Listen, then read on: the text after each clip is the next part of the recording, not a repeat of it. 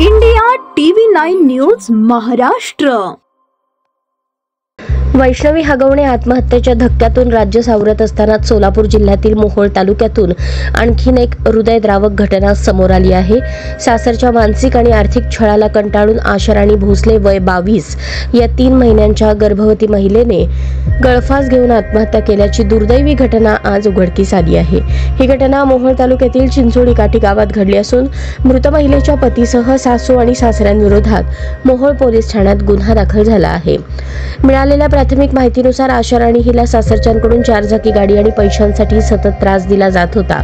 या सततच्या मानसिक छळाला कंटाळून तिने अखेर हे टोकाचं पाऊल उचललं। आशाराणीच्या आत्महत्येनंतर तिच्या कुटुंबियांनी सासरच्यांवर गंभीर आरोप केले आहेत। त्यानुसार पोलिसांनी भारतीय दंड संहितेच्या संबंधित कलमांतर्गत पती, सासू आणि सासऱ्याविरोधात गुन्हा दाखल केला आहे। सतत घडणाऱ्या अशा छळांमुळे पुन्हा एकदा हुंडा प्रथा, महिलांवरील छळ आणि मानसिक अत्याचाराचा मुद्दा ऐरणीवर आला आहे। या पार्श्वभूमीवर महिलांच्या हक्कासाठी ठोस पावले उचलण्याची गरज आहे।